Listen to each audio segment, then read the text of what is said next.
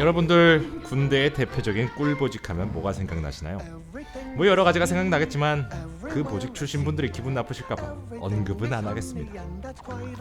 그런데 그 와중에서도 정말 꿀이라는 소리 많이 듣는 보직이 있죠. 바로 의무병입니다. 군대 가기 전이나 현역 생활 중이나 전역하고 나서까지 의무병이라고 하면 육군의 대표적인 꿀냄새가 진동하는 꿀보직으로 소문나 있는데요. 한번 알아보겠습니다.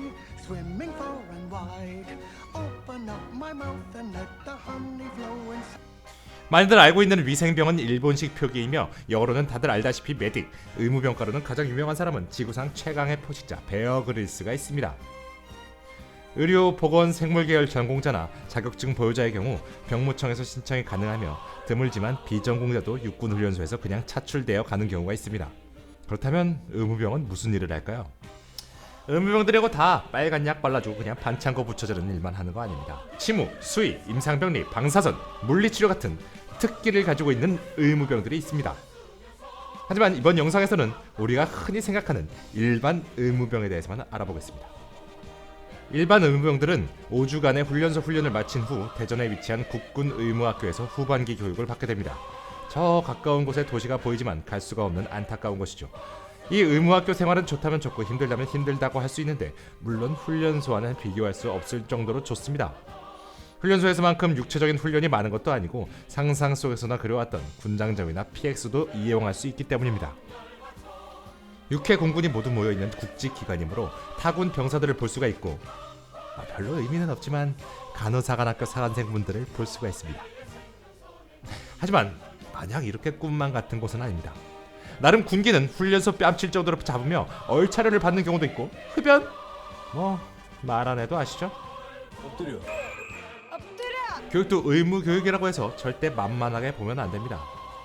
다친 환자를 후송하는 교육이 상당히 할애되어 있고 이 시간에는 살려야 한다는 구호를 쉼없이 외치며 사람이 타 있는 들것을 들고 구호 그대로 살려야 한다는 일념 하나로 달리고 담을 넘고 철조망을 넘고 언덕을 넘고 하는데 뭐 들어보신 분들은 아시겠지만 팔에 힘이 쭉쭉 빠지고 절대 쉽지 않습니다. 하지만 의무학교의 정말 꽃은 이렇게 육체적인 노동 이외에 정말 정신적인 스트레스를 받는다는 겁니다. 의외로 공부를 빡세게 해야 하는 편인데 사회에서도 잘 안 하던 공부를 여기 와서 더 빡세게 해야 됩니다. 온갖 생소한 전문 용어들을 외워야 하는데 무슨 군대까지 와서 공부하고 있는 나를 보면 멘탈이 나가버립니다. 아무튼 이렇게 국군 의무학교에서의 교육을 수료하면 전국의 군병원이나 사단 의무대 혹은 예하, 여단이나 대대급에서 의무병 일을 하게 됩니다. 먼저 군병원이나 사단 의무대에 가는 의무병들을 알아볼까요? 병원에서 간호사분들 보신 적 있죠? 그 간호사의 역할을 대신한다고 보시면 됩니다. 진료 보조 역할을 주로 하며 진료과에 접수를 받고 군의 간의 기술이 필요하지 않은 정도의 간단한 처치를 하게 됩니다. 그런데 같은 병원이나 사단 의무대를 하더라도 어떤 과에 배정되냐가 정말 복불복인데다가 군 생활을 아주 크게 좌우합니다. 뭐 사실 군 환자의 반 이상이 정형외과 쪽인데 이 정형외과에 배정받게 되면 하루 종일 수많은 부대에서 모여든 환자들이 정형외과 밖에서 인산인해를 이루면서 서로 더 막 아프다고 호소하는 바람에 환자들의 순번, 새치기 뭐 이런 것들을 통제하면서 씨름을 해야 할 겁니다. 반면 비교적 한가한 비뇨기과나 정신과 등은 정형외과 입장에서 보면 좀 꿀냄새가 나지 않을까요? 외래 진료과에 배정되지 않고 병동에서 근무하는 경우도 있습니다. 이 같은 경우 간호장교들과 함께 주로 일하게 되며 입원 환자 및 병동 관리를 하게 됩니다.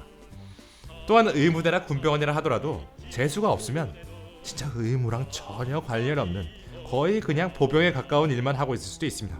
뭐 군대는 복불복이니까요. 인생은 한 방이다 복불복. 대부분 의무병이라면 군병원이나 사단 의무대에 가길 원할 것 같습니다.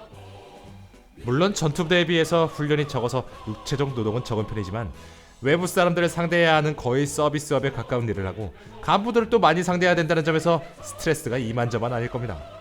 뭐 알바로 서비스업을 해보신 분들이라면 그 고충을 잘 아시잖아요.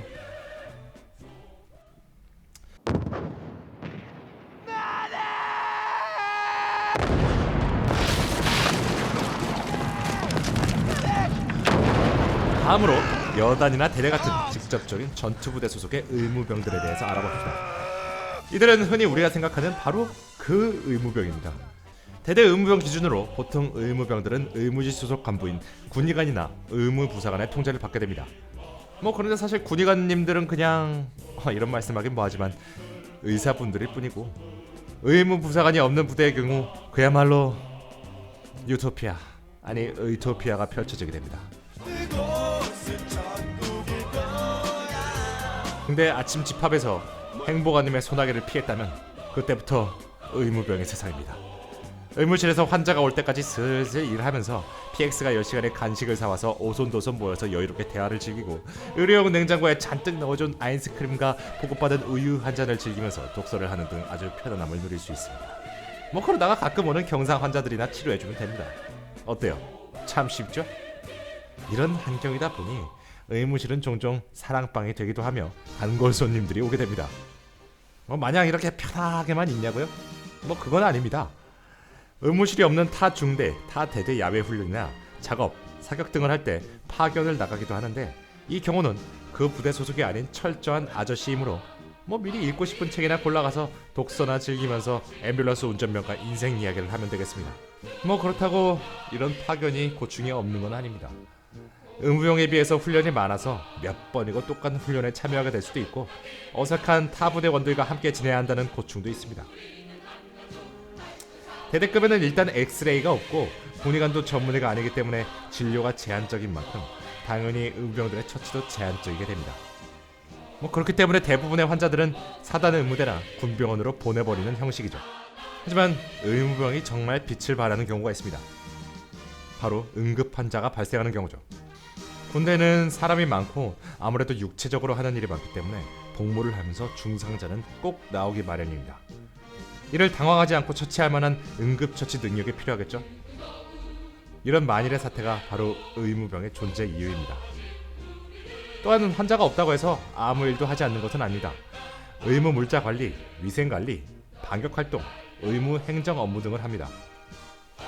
이런 다양한 일들을 하는데 다른 사람들이 보기에는 의무병들은 환자가 없으면 아무 일도 안 하는 줄 알고 그냥 꿀이라고 생각할 수도 있죠. 여기까지 대충 의무병들에 대해서 살펴보았습니다. 그래서 의무병들은 과연 꿀보직이 맞을까요? 제가 내린 결론은 의무병 꿀보직 맞습니다.